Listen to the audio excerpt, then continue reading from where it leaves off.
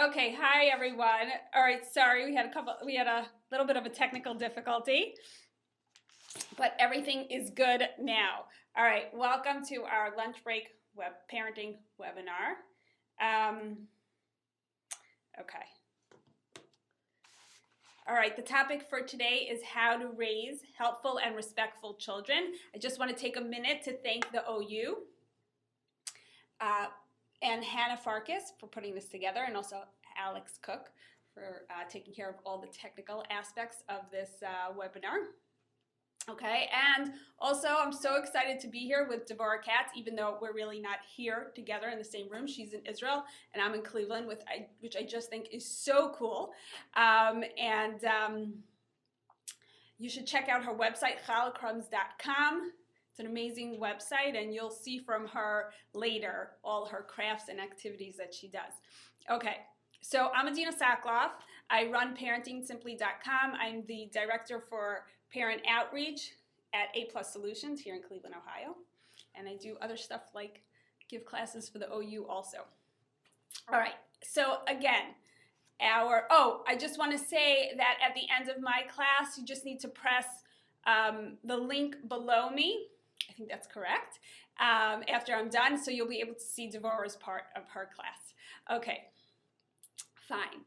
All right, so again, today we're going to talk about how to raise helpful and respectful children. All right, so what we're going to do is we're going to talk a little bit why our generation of parents sort of needs encouragement in this area. Why we sort of feel, I don't think we really do have such a hard time, but why we feel like we have such a hard time raising helpful and respectful children. And then we're going to talk about tips and techniques that we could use to engage our kids' cooperation, to get them to be helpful. And we'll talk specifically about Pesach, because Pesach is coming up. Don't want to scare anybody, but 2 weeks from yesterday. No, 2 weeks. Yeah, 2 weeks from yesterday. Okay, so we're going to talk about that. And then the respect part of the class, there are many ways that we could teach our kids to be respectful. So what we're going to really focus on today is learning how to speak respectfully to our kids, like learning how to get them to help out by speaking to them in respectful ways. And in that is really modeling for them respectful language, respectful speech, respectful behavior. And in that way, we're really teaching them to be respectful, okay? It sounds like a cop-out, but really that's the best way for kids to learn, by role modeling. If you're respectful to them, that's just the way they'll learn how to speak to you. Okay, all right, so let's get started. Okay. So really, it's our job to teach our kids to be helpful and respectful. Right, I'm just trying to like move this camera around a little bit. Okay, that's better. So it's our job to teach our kids to be helpful and respectful. So that sounds so silly, like, okay, yeah, like of course it's my job to teach my kids to be helpful and respectful. But so often I hear like, well, you know, the school doesn't teach it to, you know, our kids to be respectful, or we'll sort of blame other people. But really, again, it's our job to do this. And then we need to know that kids don't know, they don't know instinctively how to be respectful or how to be helpful. Okay, they don't know. They need to be taught to do these things. And I think we get so angry at our kids when they're not helpful, or maybe they're not respectful. And we need to remember that this is really just a teaching moment. Like, oh, okay, they're not being helpful and they're not being respectful. So like, I need to teach them to do that. And it takes the edge off. It takes the anger off a little bit, right? Instead of being, oh, I can't believe they're not being helpful. They're such horrible kids. No, it's a teaching moment. Let's teach them to be helpful. Let's teach them to be respectful, okay? I know it sounds like a lot harder than it sounds a lot harder than well, it seems a lot harder than it sounds, because we do generally tend to get angry at our kids when they're not listening to us. But again, if we just have this in mind that it's a teachable moment, it helps. Again, it helps take the edge off a little bit. Okay? And so we don't need to get angry at them. Okay? And then also what happens is that kids will whine and complain, and they'll ignore us because they don't want to help out, because no one really wants to help out. They sort of don't want to be responsible. It's hard to be responsible, so sometimes I don't want to take care of my responsibilities. Adults also have that as well, right? And the thing is that they're really just whining and complaining because they're sort of testing us. They want to see, is she going to follow through? Is she going to back down, or is she really going to make me do what I need to do? Okay, and it's the same thing when they're being disrespectful and they're whining and complaining and ignoring us, right? That could all be signs of disrespect. But also the more blatant signs of disrespect, which is, you know, I hate you, you're not the boss of me, you can't make me do this, right? We all love to be spoken to in that way, right? But those are also, well, it's, you know, it's really an expression of their frustration, but it's also, they're sort of testing you. Like, is she really going to follow through? Like, is this a good tactic to use so that I don't actually have to do what she's asking me to do, so that I don't actually have to help out, okay? They're testing us to see if we mean what we say. And sometimes it works, but we don't want it to work, okay? And so the strange thing is that if we're not firm with our limits and our rules, like if we tell our kids to do something and to help out and we don't follow through, we'll just see more and more outrageous behavior. And basically they're asking us to, you know, they're basically, by exhibiting that outrageous behavior, they're saying to us, like, please don't back down. Like, what do I need to do so that you will stick to your limits, that you will stick to your rules? Like, what, you know, they're saying, I want to see you be strong. I don't want to win this battle. Could you imagine? They don't want to win this battle. They want you to win. So they'll really exhibit more and more outrageous behavior, more disrespect, more unhelpfulness, just to get us to make them behave and make them helpful and make them be respectful. And we sort of get, we get really confused because that's a very confusing message. Like, misbehavior, we think is just, okay, our kid's being bad, but it's really, again, a message like, please stick to your limits. Please don't let me get away with this. And I remember when I first learned this concept of kids sometimes misbehaving because they want us to stick to our rules, they want to see that we're strong, it was very hard for me because I'm a very unassertive person, a little bit of a doormat, whatever. I've gotten over it though. So when my kids would stop whining or complaining or ignoring me, like, I'd have to give myself a pep talk. Like, okay, Adina, all right. They're like, they're not doing this to make you angry. They're really, I'm sorry. I would say to my, that's a totally different pep talk. Okay, so, but the pep talk would be, okay, they need you to be firm. They need you to stick to your limits. If you tell them to clean up and they're not cleaning up, you gotta follow through. You cannot back down. Okay, so I had to give myself this little pep talk. Okay, and that was very helpful to me. And basically, we need to push through the whining and complaining, and we're going to talk a little bit more about some practical ideas on how to do that, because we have to mold these kids into mensches. We need to make them be productive members of society. And again, it starts at home. It starts with us really sort of pushing them in gentle ways, in gentle, kind ways, to be helpful at home and to be respectful at home. Okay. Fine. So why does our generation, move on to the next topic, the next idea, why does our generation have such a problem enforcing our limits and rules?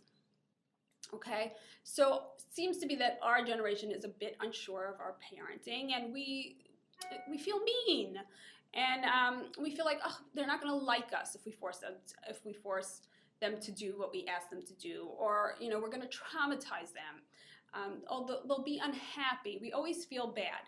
And so I blame this thought process on Dr. Freud, Sigmund Freud.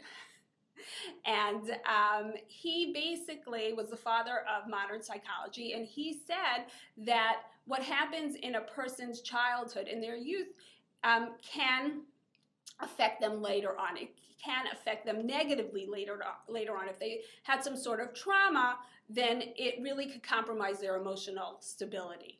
And so we're scared. We don't want to compromise our child's emotional stability. Okay, so we sort of are a little more unsure about this. So before psychology came along, nobody really cared, right? They just did what they had to do. They told their kids, children should be seen, not heard. That whole spare the rod, spoil the child, right? That's the way people parented, because they weren't worried. They hadn't heard of Dr. Freud yet, but we have heard of it, and so we're a little bit more unsure of our parenting. And I think we spoke about this a little bit in the summer in our Using Jewish Values to Raise Resilient, Responsible, and Independent Kids. Okay. And also, we could develop this a little bit further. Well, Wendy Mogul, in her book, Blessing of a Skinned Knee, if you look at you should have a handout. I think in the corner of the screen, if you don't have your handout, there should be a place where you could download it. Okay, so Wendy Mogul, she says that it's even deeper than that for our generation of parents, okay? So I'm just going to read to you. Okay, you can see it on the paper. She talks about honoring parents and respecting parents, and she talks about the Aseret HaDibrot and how respecting parents is the fifth Dibra. Okay, so the fifth commandment. So she says, the inclusion of the fifth commandment in the Big Ten is proof that rude children are nothing new, right? Rude children were around forever. It's good to know. It's good to know. Okay, but today more than ever, we sympathetic, fair-minded parents need to make a conscious effort to establish ourselves as the honored rules in our home. Okay, so that's what we talked about. Like, we really need to be more confident in our parenting, that we are the ones who set the rules in our house, and the kids need to follow through. Okay, yet many of the parents I talk to actually feel guilty about demanding respect from their children. They tell me they have an aversion to being authority figures, that it feels presumptuous, rigid, and undemocratic. Okay, so our generation, we grew up in a democratic society where people should have rights, right? The whole civil rights movement. Minorities should have rights. We don't want to be authority figures. It's very American. And so we have a harder time being authority figures in our home. Okay.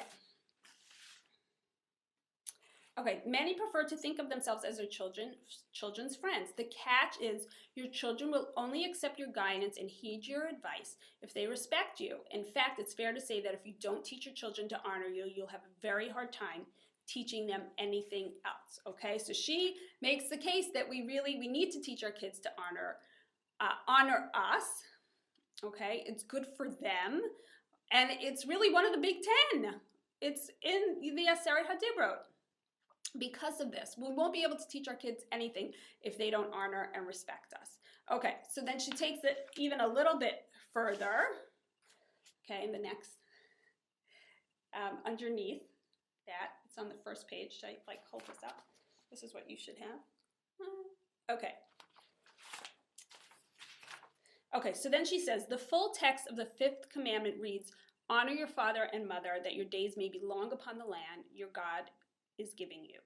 The deal is, God promised that your days may be long upon the land. Encompasses more than you and just your spouse. Raise responsible, respectful children, and not only will they care for you in your old age, they'll extend that care to their society. Okay, you're making mention here. You're trying to really raise responsible kids so that they can be could be productive members of society. Again, it starts at home. Your most lasting legacy, the only one that really matters, is how your children would treat their fellow creatures and the world you are leaving them. It begins and ends with honor. It's beautiful. I love this. Anytime I could use Wendy Mogul, quotes from Wendy Mogul, I'm very happy. Okay, but so basically she's saying teaching your kids to respect you. I guess being respectful and helpful are intertwined. Teaching kids to respect you will lead them to be helpful and will lead them to be respectful members of society. Okay.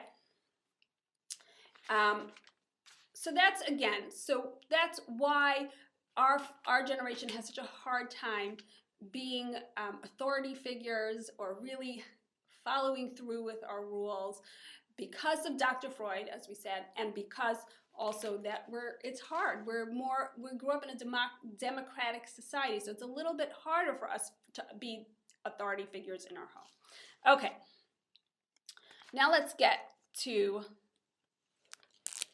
the meat of the class. Okay, so let's talk about some tips and techniques to really encourage our kids to help out, to engage their cooperation.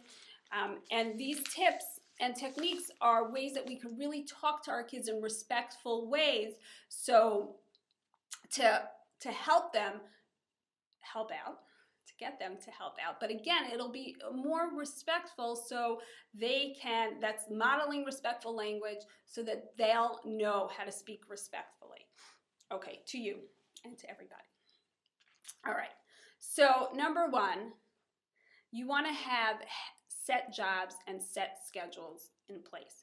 That's just much easier. It creates a respectful kind of home. There are boundaries at home, and it's much easier for kids to listen when they know what to expect, when they have a regular schedule. For younger kids, like if they know it's dinner time, then it's playtime, then it's bath, then we brush our teeth, then we put our pajamas on, then we read a book, then we go to bed. Like they know what to expect every day, so it's easier for them to comply. Okay, even for older kids, if they know what to expect, like first they do their homework when they come home, and then they eat dinner, and then they have playtime, and then they, shower, then it's time for bed. Just that there's like a set schedule, it's just easier for everybody involved, okay? And everybody has a schedule that works for them, okay? You don't have to follow the schedule that I just told you. Okay, and also set jobs at home. Kids know what they have to do, okay? So they're, like let's say their job is to clean up after dinner, or their job is to set the table, or even set half of the table. They have to put the plates out, and their brother has to put out the silverware. The laundry, like when they're supposed to strip their beds or whatever it is, knowing that they have these set jobs and when they're supposed to do them is also very helpful, okay? I know my kids have Shabbos jobs, okay? So every week they know what their job is. Are there no arguments about Shabbos jobs? Are there no argument about? No, there's still arguments. There's still whining and complaining, but it's less, okay? It's just much easier to deal with. Okay, so now also something that's helpful is to make lists, all right? So this is important for Pesach, but all year round, and I really do it before the Yom Tovim, before all of them. So, but more important, Pesach, there's just so much to do. I feel also Sukkot, there's always so much to do. So lists are very helpful. And so what we do is I make a list of all the things that need to be done, and generally at dinner time the night before, the week before, a few days before, wherever it is, I'll sit down with my kids with a list. Like, I know you have to get a little bit organized here. So you sit down with your kids with your list, and then you ask them, like, when are you available to do this? Who wants to do this job? Who wants to do that job? You want to consider everybody's ages and everybody's capabilities. Again, they'll be whining and complaining at the dinner table, but by the end, hopefully, you'll have kids signed up for the different tasks that they need to do. Or you could assign them the tasks. You could say, would you be available to do this? Would you be available to do that? Whatever it is. So I'm using an example. I found my list from last year for Erev Pesach. So the ideas, the things that they needed to do, like, were they had to clean up the bathroom garbages, they had to put out their new toothbrushes and toothpaste, they had to vacuum, they had to set the table, they had to put strings on the chametz cabinets, my kids needed to burn the chametz, we needed to make charoset, and we needed to peel potatoes and carrots. I think I was making a stew. So the night before, or 2 days before, or whenever it was that I did it, we sat down and we spoke about who's going to do what. Like, I know that my oldest son, he's a bechor, so on Erev Pesach, it's a little more complicated. He has to go to a siyum, and he actually burns the chametz, so because my husband's usually not home in the morning, so he knows, like, he doesn't have as much time to do the rest, to do all the little things at home. So we take that into consideration, okay? And it's just, usually it's civilized, sometimes it's not, but again, in the end, everybody knows what to expect on Erev Pesach, and it's just, things go a lot more, it's just smoother. Okay, so that's basically it for having set jobs, set schedules, and lists. Okay. Now, you also want to take a few minutes to train your kids if you're teaching them something new. I'm just looking at the time here. Okay. Now, when you're training your kids, you want to put on an upbeat voice, because it's so exciting to learn new jobs. No, so I'm being a little facetious here, but it's true. Like, sometimes we're like, okay, you need to sweep up. Fine. Okay, you need to set the table already. But so if you're like a little bit more upbeat, like, all right, guys, this is it. You're going to learn how to sweep now. Okay, that's actually for a younger child, but for an older child, you wouldn't want to talk like that, because you would for sure get rolled eyes. But for a younger child, like, okay, great, we're going to learn how to sweep right now. Okay, so this is what needs to be done when you sweep. You got to pull all the chairs away. You don't want to miss the corners. There's like so much dust that gets stuck in the corners, so you want to get in here. This is the way you hold the dustpan. Okay, so just do it in a very matter-of-fact way. Sort of, don't talk down to them. Talk as if, we're not supposed to be our kids' friends, but in this situation, try to talk like as if you're a friend, or actually, like, even if you're a manager at a store and you need to train a new employee, like something like that, okay? Right, or if you're teaching kids to wash dishes, again, they don't know how to wash the dishes. I remember when I was teaching my kids how to wash dishes, and they would pour all the soap onto the sponge. It drove me crazy. They did that with glue also. Whenever they had to glue something, they pour all the glue, right? And I would say, just a little bit goes a long way. You just need a little bit of soap. But they need to learn that. They need to be taught. I say that with makeup also. So just a little bit goes a long way for makeup. I tell my daughter that. Okay. Also, so that's take time to train. So also you want to be encouraging. All right, so there's obviously a learning curve, and kids are going to make a lot of mistakes. So let's say you're teaching your kids to crack eggs for a cake. All right, so we know that that's a little more complicated if you're kosher, because we have to check for blood spots. So it's not so simple. It's not so simple to begin with, but whatever, it's not so simple. But know that you're going to have a couple of eggs that are going to end up on the floor. Make sure you have a lot of eggs in the house when you're teaching your kids how to crack eggs. But really try to bite your tongue and, not criticize them because the egg, they didn't do it properly and they got shells in there. Understand that it's going to take a little bit longer, okay? So instead of criticizing, it's really a great time to let kids know that mistakes are okay, right? So especially with cooking, I always tell my kids, the thing with cooking is that you have to make a ton of mistakes. You got to burn a lot of cakes. You got to mess up a lot until you actually get it right. And it's so true. I'm embarrassed to say how many mistakes I made when I was learning to cook. Not a gourmet chef, but yeah. So I remember when I was first married and my husband would come home from work and I'd be spending time in the kitchen and he'd be like, what's going on here? I'm like, I don't know. It's crazy. This cooking thing is crazy. So I really didn't know how to cook before. I knew how to bake a little bit. Okay, fine.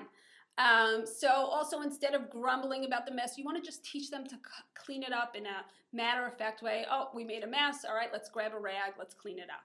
Okay, and let them clean it up. You can help them a little bit, but let them clean it up. It's okay. And also let them get right back on the horse. Don't come over and be like, oh, forget it. I'm just going to do the eggs. Okay? I mean, unless you have no more eggs and you don't want to go out to the supermarket, then you can do that. But, right, don't be like, okay, come on, let's try it again. We're going to get this right, whatever. Let's see, let's try to crack these eggs together. All right? You also, like, a nice, very respectful phrase is sometimes it helps. Okay? So, for example, you could say, okay, listen, I'm going to give you a quick review on how to crack an egg, okay? Sometimes it helps when you're learning how to crack eggs to crack the eggs in the sink so that, the mess will just get into the sink, okay? So when you say sometimes it helps, instead of like, this is the way you do it, you have to do it this way, it really retains their dignity. They're able to hear it. They can hear you better. So it's just a great phrase to use when you're trying to teach your kids something new. Okay, now the next thing we need to do is we want to be specific. Okay, so let's say you don't have time to make lists and you don't have time to really teach. You just need your kids to do whatever it is you're telling them to do. So a great way to help them to engage their cooperation is to give them a concrete or finite time frame. Or, okay, so for example, instead of saying clean the family room, you could say everybody needs to pick up 10 toys. Okay, so they know they have to pick up 10 toys. They're less likely to complain. Or instead of saying clean your closet, you could say, you know what, it looks like there's 5 or 6 shirts that are on the floor. Those 5 or 6 shirts need to be hung up. Instead of help me put the laundry away, say I need your help for 10 minutes. It's 7 o'clock now. By 7:10, you'll be done. Okay, so I'm going to need your help for those 10 minutes. And that's also a great technique to use on Erev Yantiv when things are very busy. Okay, everybody, I need your help for 20 minutes. And I need you to stay here and I need you to listen to directions. Okay, so it's now whatever, 12 o'clock. By 12:20, I won't need you anymore, okay? And if you do need them, and they'll be like, but you told us they have to tell 20. You know what? I miscalculated. It's Erev Yantiv. Things are a little bit hectic. I wish it was just 20 minutes that I needed you for. It looks like I'm going to need you for another 5 to 10 minutes, okay? Another thing is giving choices. All right, so that also helps kids cooperate, okay? You can say, do you want to set the table or clean the table or clean up from dinner? Do you want to pick up 10 toys or do you want to pick up 15 toys? Do you want to clean now or do you want to clean in 5 minutes? Do you want to shower now or in 10 minutes? Okay, you could also ask their opinion. Kids love it when we ask their opinion. Again, they'll be more likely to comply. And again, it's very respectful, okay? So, when they're tying up the chametz cabinets, do you want to use blue or green ribbon? Should we use blue or green ribbon? Maybe red. Should we use red? Okay, red means stop. Probably red would be the best. But what do you think, okay? So we could talk to them, and that way I know that when I was making shaver brachos, I asked my kids' opinion. I'm like, where should we put the napkins? Should we make them look pretty in the cup? Should we put them on the side? Okay, should we what do you think? Buffet, not buffet? Okay, ask them their opinion. And even if maybe you disagree, they'll be like, oh, buffet for sure. And then you'll be like, buffet's a good idea. But you know what? We're having a lot of little kids. Maybe we need to serve it family style. I don't know. Okay, you can always change your mind, but asking them their opinion is so respectful. Okay, just a couple more minutes. Another way to ask kids to help, it's very respectful, is to really tag on how does that work for you, or will that fit into your schedule? Okay, so for example, all right, I'm going to need you to schlep chairs. By 9 o'clock, I'm going to need the chairs up from the basement. So how will that work for you? Will that fit into your schedule? And you could even do this with younger kids. They're not really going to understand, but just the language, the way you're talking to them, it trains them. It's just, anytime you're speaking respectfully, even to younger kids, it just becomes part of their lexicon. It becomes part of their vocabulary. So like I'm cooking in about an hour, I'm going to need you to peel potatoes and carrots before then. How's it going to work for you? Will that fit into your schedule? Okay, very respectful. Okay, all right, so we're running out of time, so we'll jump ahead. So I think the most important thing that we need to remember is don't get sidetracked by the whining and complaining. It is so frustrating to have to listen to whining and complaining, especially when we have so much to do. But we really want to be empathetic, okay? When a child says, why do I always have to clean up? Or I always clean up. She never cleans up, right? All these complaints. I don't want to do this. You're not the boss of me. Okay, so you could be empathetic. They're really expressing their frustration and their annoyance that they have to do this. But again, they don't really want to win this battle. Okay, so you could say, wow, you sound so frustrated, or you feel like these jobs aren't fair. You know, the next time we talk about jobs, I want you to bring that up. But right now, we need to do what we need to do, what I asked you to do. Okay, and you could also have some pat phrases like, in this family, we help each other. Like when they say, why do I always have to clean up? In this family, we help each other. This family works together to get household jobs done. Daddy and I try to give everybody in this family what they need, the jobs that they need. Sometimes you do more, sometimes she does more. That's how it works. That's from Simi Yellen's class. You know, or we could say the jobs are divided as fairly as we can according to your age and ability.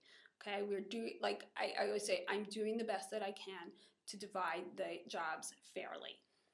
Okay, so these are just some pat phrases to help you get through the whining and complaining.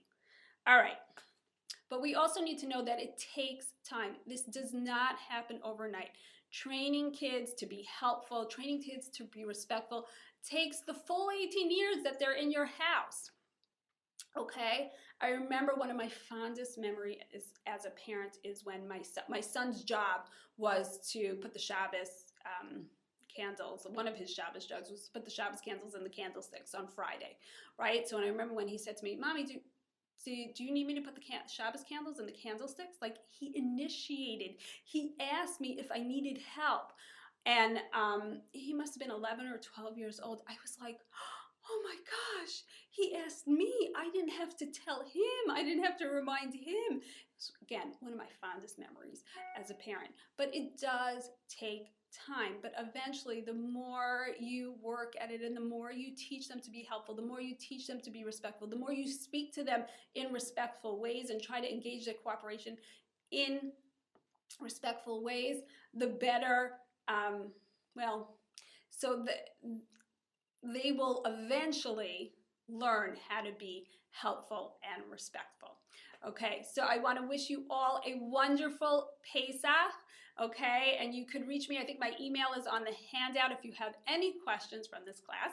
And now I want to hand this over to Dvorah Katz, again from chalacrumbs.com. So you need to press the link. I think it's on the bottom, or maybe it's on the side, for her class. Okay.